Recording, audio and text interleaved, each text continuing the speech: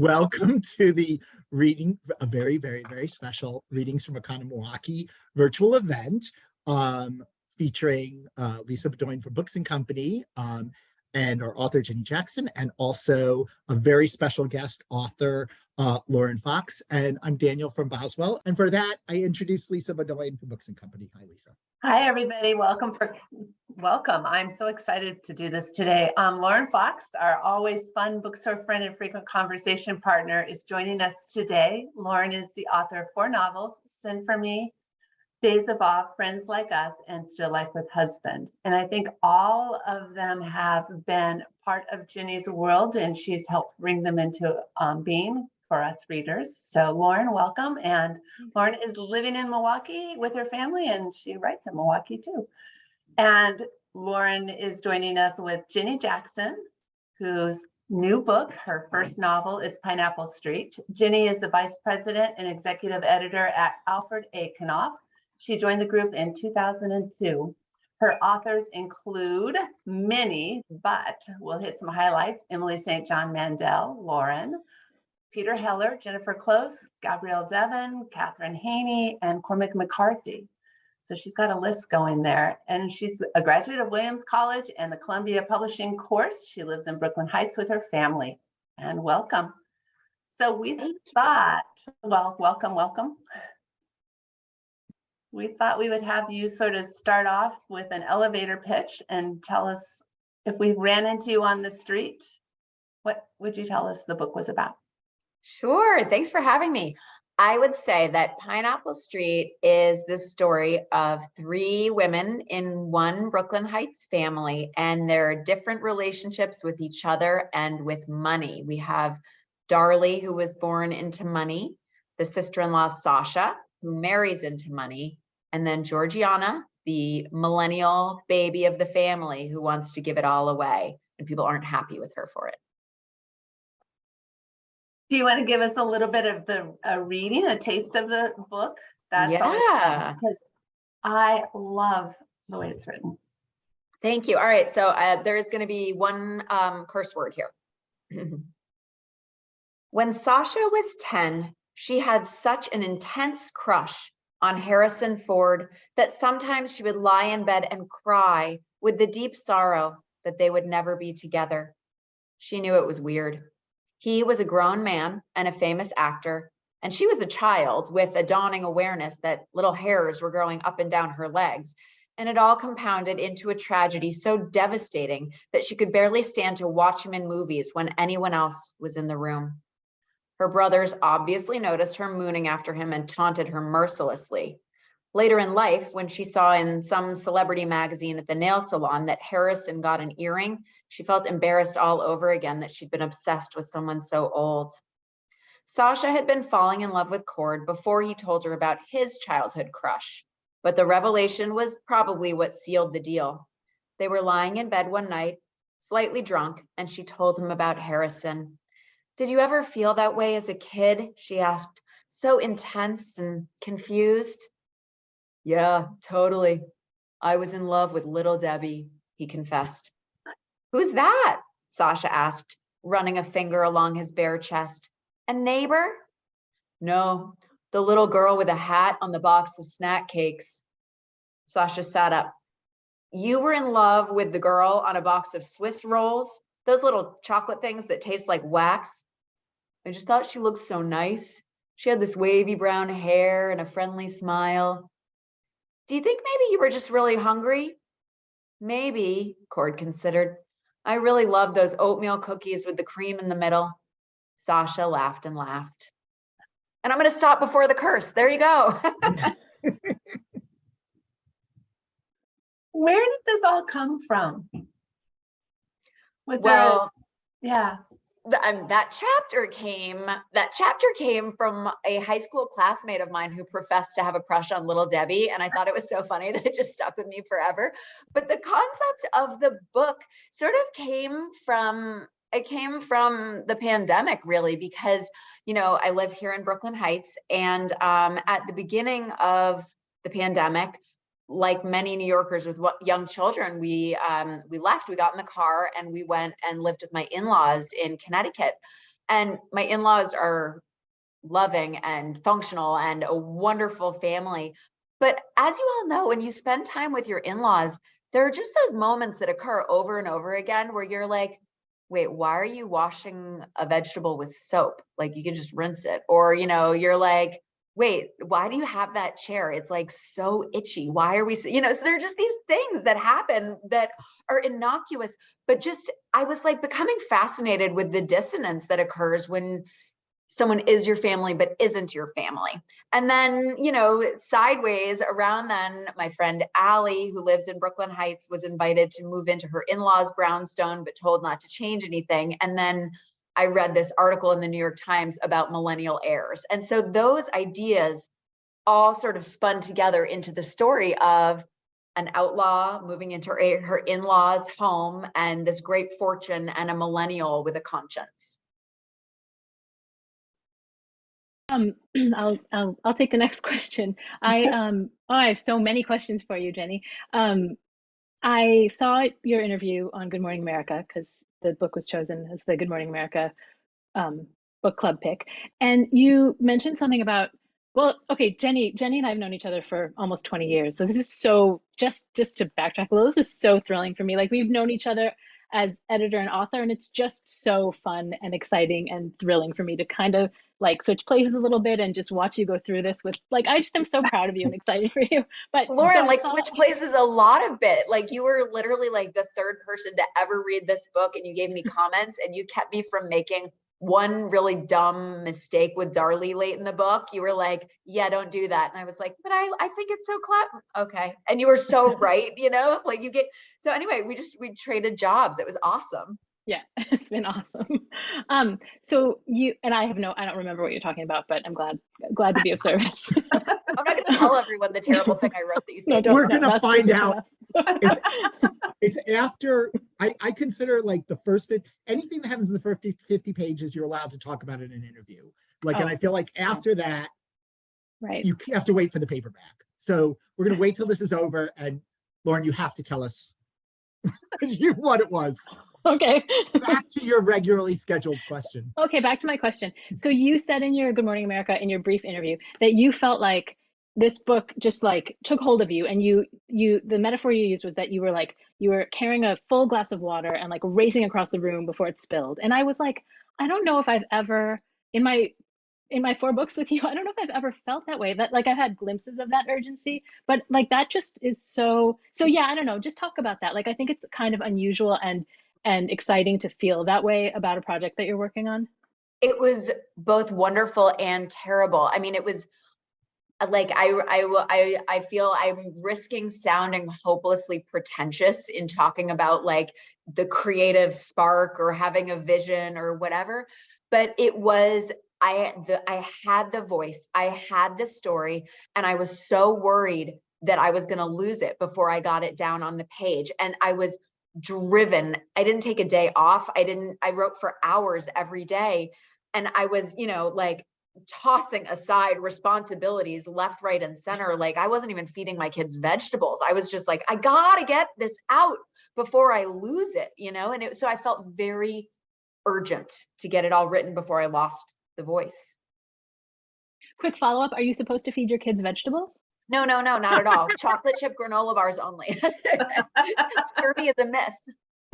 The urgency like really comes through in the story. Like, it's so propulsive. Thank you. What am I doing here? Lauren, you should be asking all the questions.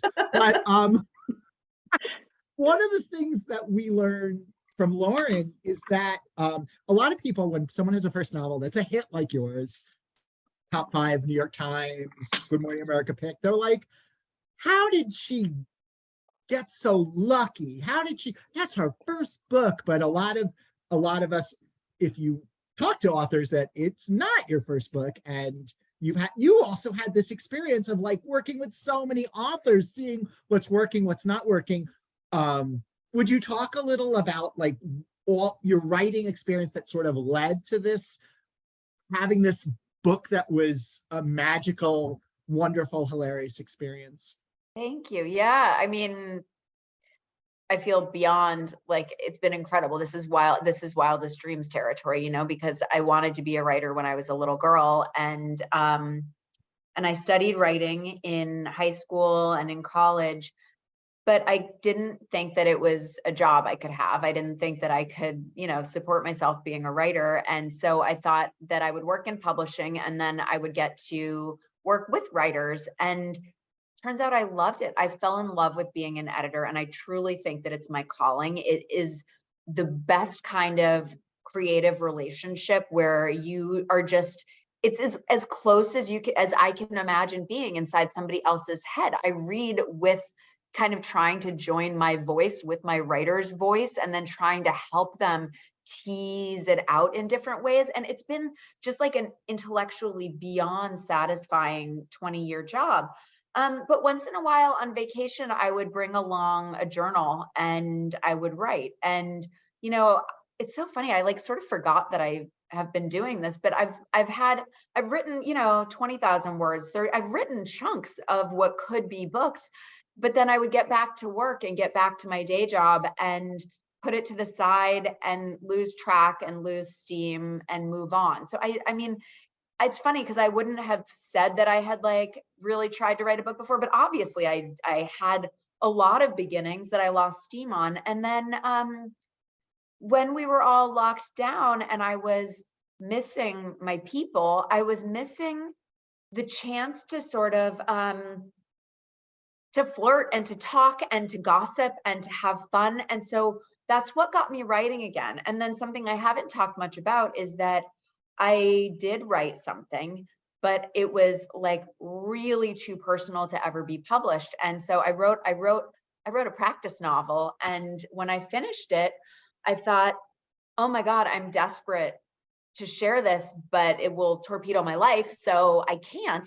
And I had about 2.5 weeks of just really deep sorrow that I was going to have to bury this book. Because one thing that I hadn't understood before writing was that the desire to publish is actually part of the creative process. It's not because I didn't publish this book because I wanted anything in particular. I just felt like until people were reading it, I wasn't done with it. That people reading it is as important as any other piece. And the fact that I wrote this thing and felt like it was not going to be good for my life to publish it was like, I can't explain how awful that felt. And so I took 2.5 weeks just to regroup. And then, my husband and I went for a run. And while we were running, I just said, like, I want to try again. I want to write something, and I want to write something that is totally mine and that won't ruin my life and that I can share with people. And so I sat down, I had the idea, and I sat down with a very purposeful desire to write a book that I would put out into the world. And here you are.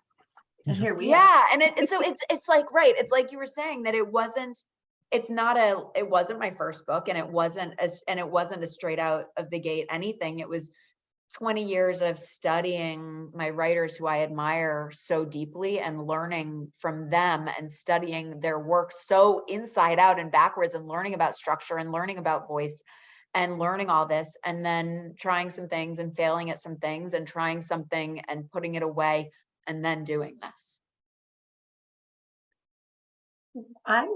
I'm curious, when you were writing it, were you hearing at certain times, little suggestions that you picked up from your writers? Things that you learned from them that kind of wove their way into your consciousness, and you were like, oh yes, thank you for that gift. It's interesting. Like, I definitely see various things that I learned from various people. I think Courtney Sullivan is somebody, with Maine, with commencement, with the engagements. She does the lazy Susan narrative style, where you have close third person POV rotating character. And Courtney is very faithful to, usually she writes in 4 different voices. So she's ABCD, ABCD. Mine is 3 characters. And I was so I was very faithful to the ABC structure, and even in revision, which made it like such a headache to move stuff around because I'm like, I can't mess up my ABC structure. My Lazy Susan has to be balanced. But I definitely learned that from Courtney Sullivan. And then I published Katherine Heine, who wrote Early Morning Riser, and Katherine is so funny. And one of the reasons she's so funny is that she very consciously writes jokes, but her jokes are character-based jokes. And so she really lets you get to know somebody, and then they say the exact thing that you're like, of course they say that, and it like is so funny. So I feel like I really tried to like kind of I feel like I learned to write a joke from Katherine Heine. I just have to. Go ahead. Did you both read Games and Rituals yet? Not yet. That's a darker book than the novel. I was like, my only thing is like, it's really great, but you know, Early Morning Riser is so sweet. You know, with a sense of archness. The first novel was, but this goes to some dark places. Are you thinking about the story where she's helping her husband's ex-wife move out of her house? I'm thinking of several stories. Yeah. There's a little more sex, a little more, you know, just like very interesting. I was like, I wanted to I don't know her except from the conversation we once had. I was like, what's going on with you? We've all gone dark over the last couple of years, haven't we? I think that might be it. I think this might be her COVID work. And yet, even darkness included, there's still a lot of like getting drunk at an airport bar or wearing a bridesmaid's dress to work, or you know, like there's like a healthy layer of wonderful silliness in it too. Absolutely. What I will put a link for people to pre-order. It's out very shortly. It's out in April. Yeah, it's out next month. So we'll get a link in. While I'm sorry. No, you're fine. Lauren. Well, I read this book months ago, and to prepare for this conversation, I reread it over the past couple of days, and I kind of had to skim it because I only had a couple of days, and I was annoyed because I wanted to reread it. I'm not really a rereader, but like so much of this book is so hilarious, like just gems. And I was like, if I skip this paragraph, I'm gonna miss. Like it was just, I mean, I hold my laugh out louds for deserving moments. It is just laugh out loud funny. I thought about this as your first/second novel, but your first published novel, and it made me think about my own. And I think it was Rick Moody who said writing your first novel is like burning down your house. Like you take so much of like your memories and your notes and your interactions and your observations, and you just pour them all into your first novel. Yeah. And for me, then writing the second novel was like, I had a moment of, I had a lot of moments of hesitation and doubt, but I had a moment of like, but I've used up everything, everything I know is in this first book. How am I ever going to write a second book? And I wondered, and I just knowing you and like, remembering some anecdotes and like, just, connecting, like Poppy says some things that I know are straight from your daughter's mouth, and, just stuff like that. And I thought as I was reading it, like, I don't know, are you working on another one? And does it feel like, I'm not trying to like set the stage for you to be like, yes, I'm terrified, but like, how do you feel about the next one? No, I know exactly what you mean. That, sometimes I feel like, God, yeah, I called some of my best stories to put into this book. But I do have something else I'm working on. And then also, I don't know if, I'm sure you do this, Lauren, I bet a lot of writers do this, that I just kind of have a file where if somebody tells me something really funny, I just like jot it down and put it in the file. And I don't know if it'll ever, find its way into the book, but when I'm like getting my hair cut and like, the woman washing my hair tells me something ridiculous about like the vacation she went on with her boyfriend's family, I'm like, that is so funny, putting it in my phone, So I'm just like continuing to magpie around and like steal sparkly bits wherever I can. And it is true that like now that we're socially more opened up than we've been for the past couple of years, I find that I'm like magpieing much more successfully and getting more of those sparkly little bits to steal from other people. Be careful what you say to Jenny, in other words. Yeah, I'm going to steal your ideas. That's it. This is a question that comes up a lot. What if both of you are out somewhere, or you and any Yeah. number of your authors, and you all see the same thing. One author once told me they had a dare, and all 4 writers declared they would put the incident in their next book. It will never I be the was, same. no, Like it wouldn't be exactly. the same, you know. We No. would interpret it differently. And plus I would take you down, so. But I do feel like I was standing on a street corner with Helen Ellis, who wrote American Housewife, and we were talking to Michael, the publicist at Doubleday, and he was telling me about how he thought his dog had eaten a grape, and so he had to give his dog the medicine to make her throw up, and so he like took her on a walk, and she threw up the grape, but then she threw up a pair of his wife's underwear, and so I was just like screaming, laughing on the street about this. And then Helen and I look at each other and I'm like, mine, can I have it? Can I have that? And Helen was like, you can have it. But so like, apparently I'm that person who's just like touching the last cookie, being like, mine. So Lauren, if anything funny happens and we're together, just know it's whoever says mine first gets it. Well, I remember you telling me the story about Wavy, your daughter, and the dead bird. And that is a story that appears in the book. And I was like, I mean, I would never steal an anecdote from you, but that was like oh, that was so good. Well, you can steal it. You can steal any and it'll anecdote be- because they're all because it'll always come out different. But really, like if your child carries a dead bird around the playground, it's your moral obligation to put it in a novel. Like even if you're not a writer, you should be one so you can write about that because it's so outrageous. It's yours, Daniel. Oh, is it Daniel. mine? It's I yours. kept Crazy interrupting Susan to everyone, Daniel. so I can't believe it. Okay, so you have several sort of forms in the book that you play with. Some of my very favorite books of all time. I love dysfunctional family novels, or semi-functional family novels, and I love Lazy Susan style of writing, and that's all I'm ever going to call it again in my life. And I do love books about money and class. And I've read a number. I believe at one point I was telling people, comparing this book to Edith Wharton. I'm like, come on, Edith Wharton in Brooklyn. But you've read all these books. You know the books. You have edited some, but you also read many.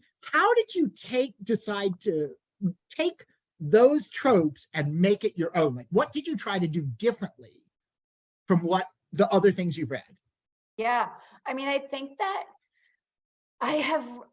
there has been so much about the super rich in popular culture lately, and we've read a lot of books about the super rich, and then also especially, on TV and in movies. And I felt like it would be interesting to come at it from a different angle, to come at it from an angle of exploring privilege, not through the lens of like, bad people getting their lesson, but more the lens of oblivious people learning to see straight for the first time. So that I felt like was a new angle in on it. I also think that the in-law dynamic is, people have written about being an in-law before, but I think that I felt like an in-law was going to be an interesting way to tap into family. And also, Sasha is kind of a great entree into the rarefied world because Sasha is like a normie like me, she's like a middle-class girl from New England. And so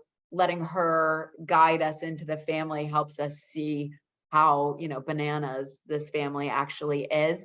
So those were some of the ways that I came into it. But what's funny is I think if I had let myself think too much about what kind of book I was writing, I would have been totally stuck.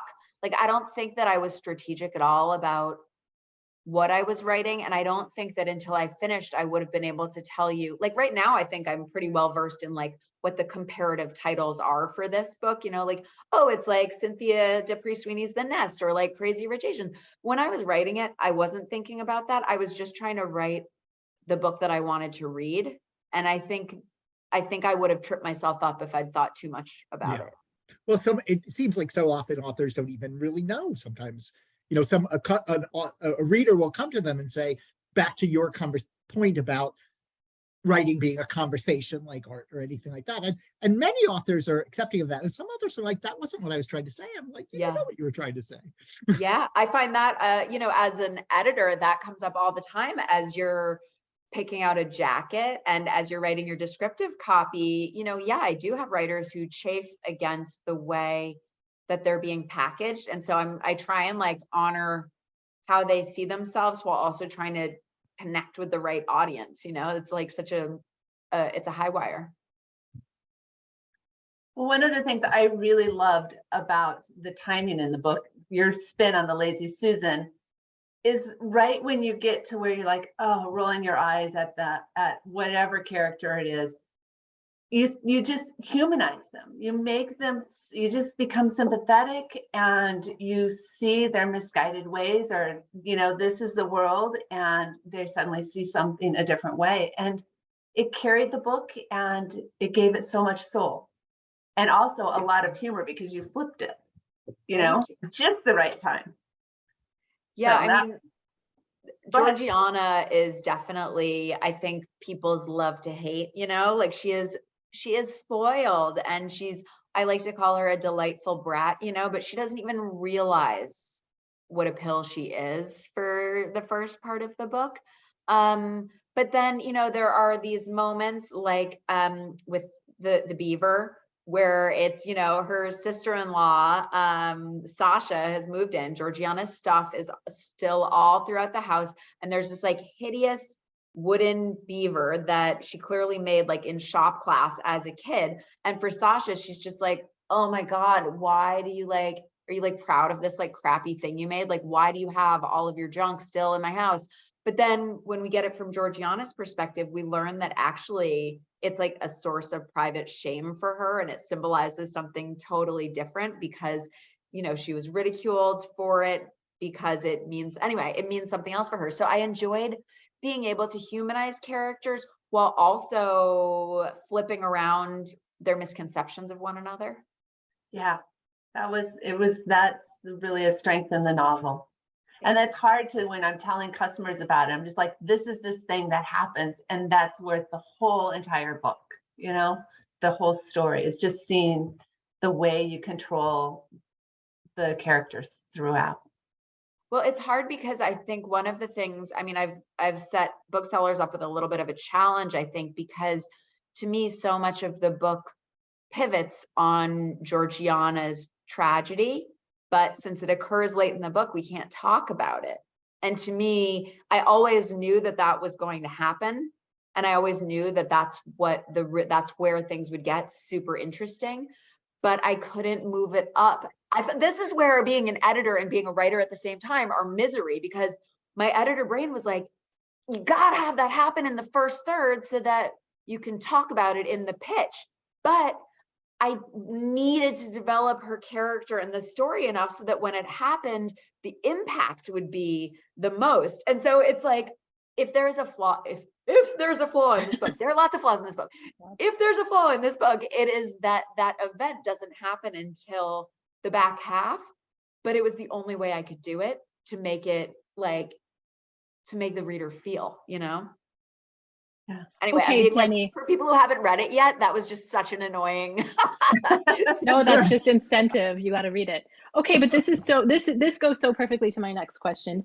How, so in conclusion, you went with your writer brain and heart on that one.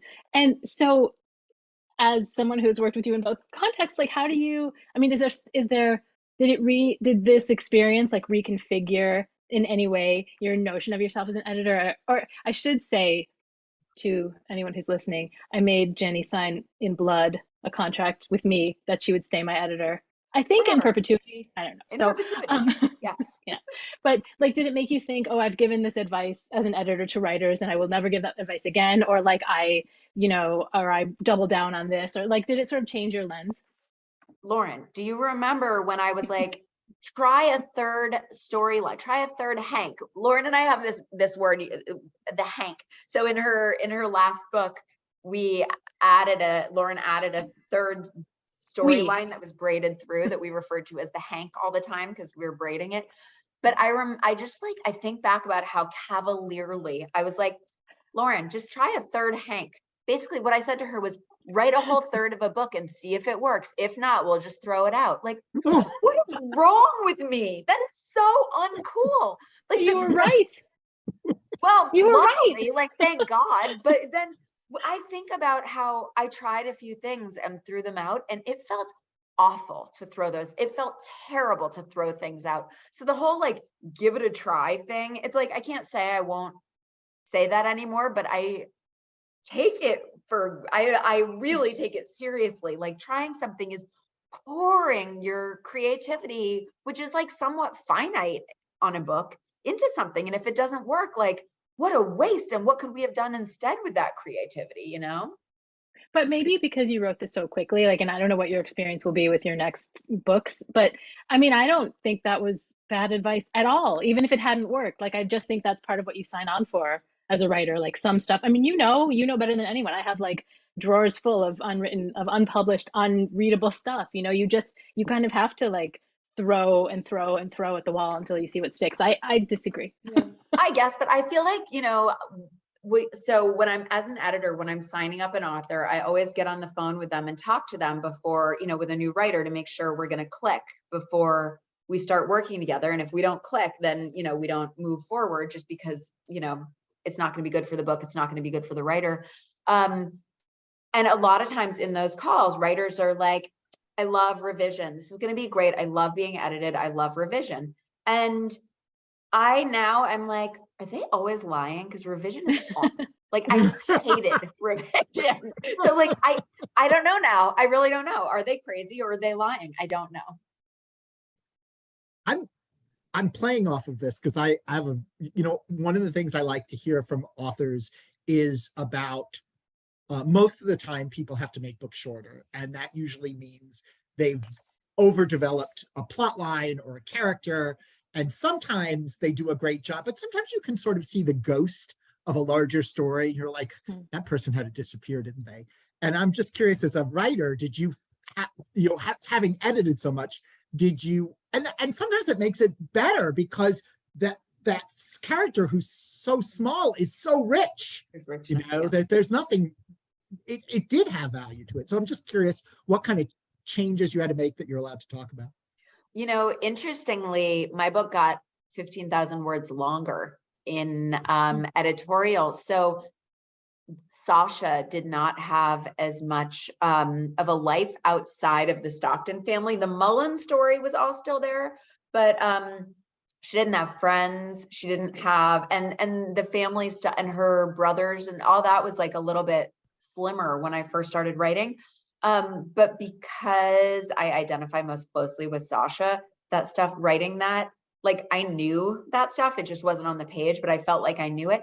But getting that voice back was really hard for me. So I had to adding in the new Sasha parts. Once I got into it, it flowed, but I had a really hard time getting back into it. But then, interestingly, the stuff that I added in was stuff that like I've done a million times. Like there's a scene where Sasha and Cord go and they bail her father's boat. And like, I bailed my dad's boat with him a million times, And so it's like, I felt like I was really intimidated to go back in and add more, but by adding stuff that I knew and that felt like real was the easiest way for me to add to it. And that is interesting about having to go in and add to something, is getting back into the flow of that novel, back into that space again, especially if you've got the water glass. It's hard to recreate that urgency. Exactly. Yeah, that is interesting. That was a good question, Daniel. Now you ask a good one. I will ask a question. I think that each of the women sort of evolve and in their own characters, but who seems to be consistently oblivious is the mother. And I know she's not one of the three, but you want to talk about how she just was that constant, I am not going to acknowledge any changes. I mean, I think it's probably clear to the reader how much I love Tilda and how much I loved writing her dialogue. Like her dialogue just poured out. And at certain points I had to be like, rein it in, Jackson. This is not actually Tilda's monologue. This is a novel, like stop. Because she's a ridiculous person. And I had an absolute blast writing her. I think that she, at the end of the book, has opened her eyes a little bit, but mainly because she loves her children. But I think that she is I think that she and Chip are the comic relief in some ways. And so they serve as foils against Georgiana. So we have Chip and Tilda, who are, in their 70s. And then we have the older of the Stockton siblings plus Sasha. So we have Darlie and Cord and Sasha, who are in their like mid 40s. And then we have Georgiana, who is no, sorry, they're in their 30s. And then we have Georgiana, who is in her mid 20s. And I think that I wanted to show I really wanted to show generational relationships to wealth. And so Chip and Tilda have a very unquestioning relationship to their privilege. We were born this way, we married this way, this is the way our parents did it, this is the way we're going to do it. The characters, Cord, Darlie, and then sort of Sasha, have a very Gen X relationship with money where it's sort of unexamined, and then but they're like glimmers of awareness. And then so they're aware of their privilege, but they're not like really diving deep into it. And then Georgiana is the most, she's the conscience, she is the like Gen Z millennial who really has a very challenging relationship with money. So I needed Tilda to be the straight man, kind of, And she was. She was great. And her full like table settings and so the tablescaping was so much fun for me. I'd like sort of come across the concept of tablescaping, and for the uninitiated, it's when you're having a party and you have like your theme, and so you have your linens match the kind of plates you're going to use and the glassware, and then you'll have some like vases with different flowers and maybe some objet on the table. So it's about creating, a whole like magazine worthy spread. For the record, in general, I have a roll of paper towels in the middle of my table, and then my children each eat off of either one that is a plastic map of Hawaii or one that has different breeds of dogs on it. So like my tablescaping is an F-, but I had so much fun thinking about this character who is so interested in creating the beauty and harmony and the appearance of opulence and the appearance of seamlessness. And so tablescapes for her are a way of creating that perfection that she so craves in her family life. But it's sympathetic too, because as things are kind of falling apart, I mean, who doesn't want the like superficial nod to perfection? Yeah. I on this second reading of it noticed something that I had missed on the first reading, which was kind of a little bit kind of a similar point, which is that regarding the wealth that weaves through the novel, there's a lot of disappointment. Like there's a lot of like the characters are the main characters are struggling and disappointed. Like I think on my first read, I had this sort of like, this is sort of Jane Austen-y and like, funny and like pithy and incisive, and it is all of those things. But on this last reading, I was like, wow, I guess I feel like I'm the generation like you were describing. I mean, I always thought like, oh, life would just be so simply, like life would just be easier if I had a little more cash flow. I mean, I still feel that way, like it's sort of unexamined relationship to wealth or lack thereof, and I think that like these characters and their relationship with class and wealth, it's so like complicated and sad in a way. I mean, I don't know. Yeah. I don't know if I No, I get that. And the thing I like wanted to tread along and explore and have fun with and subvert a little bit is like, how sorry are you really gonna feel for Darlie? So the oldest sister, she's been to business school, they own a beautiful apartment, her husband's an investment banker, and he loses his job, and yet she has this big safety net. So like, how sorry are you really gonna feel for a character who has zero chance of being poor, who has zero chance of being homeless, who has zero chance of like, she can still get her kids dentist appointments 7 days a week. And so it was interesting for me to to play with her stakes, you know, because like money, because she was always going to be fine. But the interesting thing for me about Darlie is that she is not happy with herself, and she's not happy with the decisions that she's made. You know, she's an intensely intellectual person. She went to business school. She is an av geek, which means like an aviation nerd. She's really interested in the business of airlines. And Darlie's intellectual life is what made her character come alive for me. The fact that she is passionate, and yet she had these two children in quick succession, and she had to put her career to the side. And that's relatable for a lot of us from all different economic walks, that when you have children, you in some ways sacrifice part of your intellectual life, and you know, like, do I want to be reading Dogman to my kids every night when I could be reading something else? No, but I sacrifice that part of my intellectual life every single day because I love my children, you know? So to me, it was interesting to explore the ways in which someone can suffer, even if not, you know, financially. But also, feel free, readers, to say, like, Darlie, get over yourself. Your problems aren't that big. Like, yeah, you gave up your career, but think about all the people who never even got to do what they wanted. Think about the people who didn't even get to go to business school. So to me, it's interesting. How sorry do we ever feel for them? I don't know. I don't know. But for her, her concerns about her husband, her worries about her family, her struggle to raise biracial children in a very white neighborhood, her concerns about her family accepting Malcolm as a Korean American guy when he's no longer the breadwinner. These, for her, those are all real problems. And I think, like, I just feel like most of us kind of think money would solve everything. And like, obviously we know that it wouldn't, but it really doesn't, which I think is sort of like, that's what's kind of like coursing through this book. Yeah.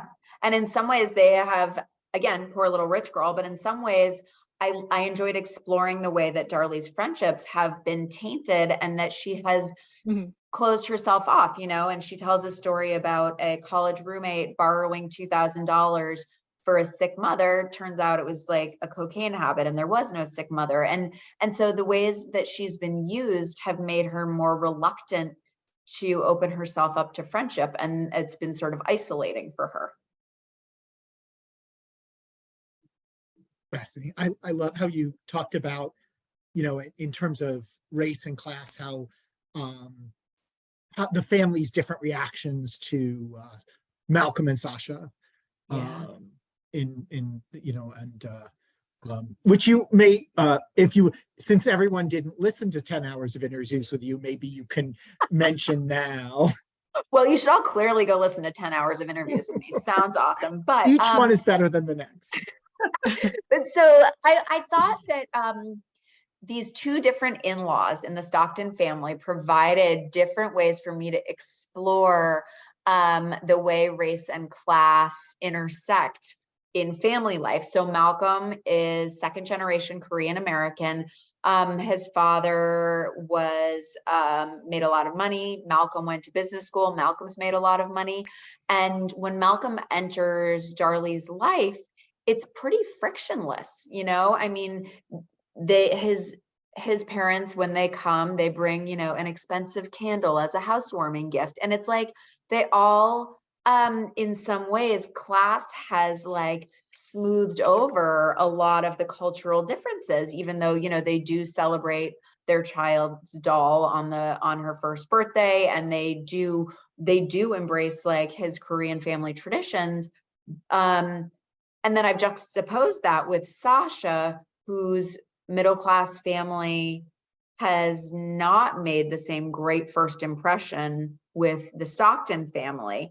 And even though, you know, Sasha is white, it seems like they have less common ground to begin with. And this is a surprise to Sasha, because Sasha really, I mean, she meets and falls in love with Cord before she realizes he's rich, and is perhaps a little naive in realizing how hard it's going to be for his family to accept her. And also her own family starts to think she's a snob and starts to kind of treat her poorly for it.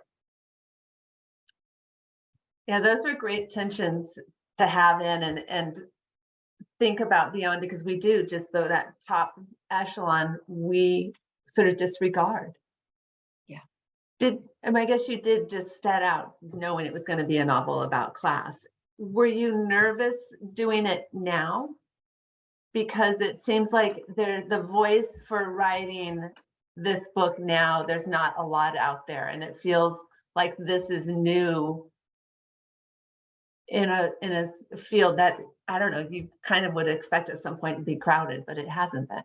Yeah, no, I mean, I think like I love Sally Rooney, and she's been writing about class, but from a different perspective, and I love the way that she writes about it. And I do feel like, you know, writing a sympathetic novel about rich people is, you know, yeah, it's a super weird moment for that when, of course, like income inequality is at an all-time high. But I guess I felt like what I wanted to do was I wanted to show that humans are capable of growth and change, and that generationally we are capable of rethinking our current economic system, because, you know, Warren Buffett says our lives should not be dictated by our membership in the Lucky Sperm Club, that it's wrong, it's unfair that some people are born with such advantage and some people are born with such disadvantage. But I also think that writing a scoldy book about that is a turnoff, and I don't think that writing a scoldy book was going to change anybody's mind. And I think you catch more flies with honey. And so if I can write a fun and thoughtful book about inheritance, like maybe that would actually start some meaningful conversations. And generational progress. Yeah. Yeah. I don't want to, just looking at the clock and wondering how we are for time, Daniel. I don't want to, if Oh, there are other people. we have a few questions. So I will just mention one of Sierra, one of Sierra's questions. She would like you to talk a little more. we know well, and first of all, shout out, of course, from all of us. Shout out to Sierra, who was one of my early readers, also friends with Lauren, also friend of the store. We love Sierra. Every time I would talk to somebody about the book, they'd say, yeah, I'm going to that, the Books Are Magic launch. I'm like, he's your best friend. She wanted to talk to you a little more about what it was like to be edited. And I believe also from not just edited, but triple edited, sort of. Triple edited. So this happens sometimes. If a book sells in the US, Canada, and the UK, then we have 3 interested parties who all want to shine the book up to perfection. And I've been on the editor side of it several times. So with Emily St. John Mandel, I work with a Canadian editor and an English editor. And with Gabrielle Zevin on Tomorrow and Tomorrow and Tomorrow, I worked with a Canadian and a UK editor. With Ayobami Adebayo, I work with a UK editor. So like, I've done it from the editor side of things, and it is definitely more work from the editor side of things. But on the other hand, I'm always like, we are delivering you the most thorough, wonderful editorial letter. You're welcome. So Pam Dorman, Nicole Winstanley, and Venetia Butterfield teamed up to write me an editorial letter, and they delivered it to me, and it was 15 pages. And I had like, I had basically a freak out. I printed it out and I was like, oh my God, like, I can't believe this. I skimmed it once and then was like, can't do it. And I put it in a drawer and I didn't look at it for 2 weeks. And I went around pouting to anybody who would listen, being like, they wrote me a 15-page editorial letter. And all of my colleagues at Knopf were like, wow, it sounds like they worked really hard on that. And I'm like, wrong answer. I remember. Like, no sympathy from anybody. They're like, that is amazing guidance you have been given. And I'm like, it feels like a lot of work and I resent it. I remember you telling me about that. And I feel like I was like, well, Jenny, you shouldn't have to do that. So from the other side. I was like texting all of my writers and I'm like, Jennifer Close, do you hate me? Because I think I hate them right now. And she was just like, LOL. Meaning like, yeah, a little bit. But then to their credit, I dug in. The letter was amazing. They had each centered on their own thing and they made it as easy as possible. And also, we didn't do like 7 drafts. We did 3 tight revisions and then we were done. And so it's like, yeah, that 15 pager almost killed me, but it made it so much better. We wanted to, congratulations, as you mentioned, Gabrielle Zevin. Congratulations on having one of the best-selling novels of 2022 and probably 2023. It's been on the bestseller list for 26 weeks or something. It's just incredible. I will tell you the power of, my sister did it for book club. We'd already had wonderful reads in the store, but you get to the point where you think, well, I don't really need to read this anymore. And then the book gets so popular, like, wait a minute, I got to figure out why everybody loves this book so much. And my sister said, basically after she did the book club, she's like, could you please read this book so we can talk about it? And that is the power of hand selling. So it was, what a great, it's wonderful. And do you see that? Like, what did you, like, when you bought that book, what did you expect? I mean, like, I'm a crazy person because I knew it. Like, I was like, yeah, it's a novel about video games. I don't play video games. This book is huge. And so I ran incredibly aggressive numbers to buy it. And my boss, Reagan Arthur, is amazing. And she was like, okay, I believe in you. Like, let's do it. And so the auction was incredibly competitive. There were like 14 publishers bidding. And I was doing this is like some inside baseball. But so my strategy in the auction was, I just wanted to scare every other editor away. I was just like, I'm going to be so aggressive that they're all just going to like put their tail between their legs and go home. So every time the auction came around to me, it's a round robin style, like the Lazy Susan style. So the auction is going around editor to editor, and every time it gets to you, you're supposed to improve. And I would just take it up as big a jump as I could, just to be like, get away from me, other publishers. And then there was this one other annoying editor, and every time it would come to her, she would just itch up a little bit. She would just itch up a little bit. And I was like, oh my God, I'm squeezing her. Like, I know I'm squeezing her, and she's like about to run out of money, and I want this book. By the way, I'm scaring myself right now. And then the agent called for best bids, and I was like, I got this. So I like put forward my best bid because I was like, she is like out of money.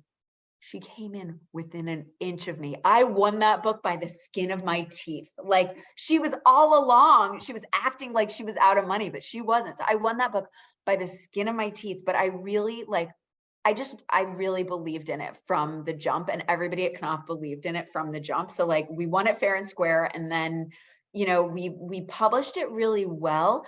But I think that it was the best of the year, end of the year. Like, it was just best of the year here, best of the year there, best of the year here. And it just piled up to the point where it was like undeniable, and you were going to get FOMO if you didn't read it. It sounded like so anybody out there who has FOMO, read it.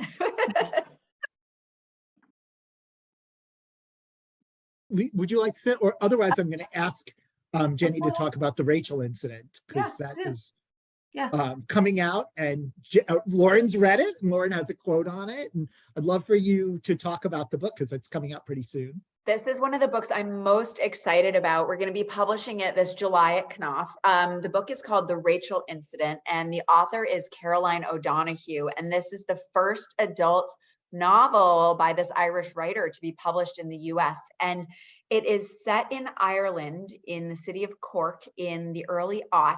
And it begins as this story of a bookstore friendship. This young woman, Rachel, is working with James, and James insists that he's straight, but she thinks probably not. And they become roommates, and they become best friends. And Rachel confides in James that she has this like deep, painful crush on her married professor. And so James helps her scheme, and they decide to set up a book event for her professor, for Dr. Byrne. And then she's going to seduce him in the back room afterwards, which is funny because she's like definitely never seduced anybody in her life.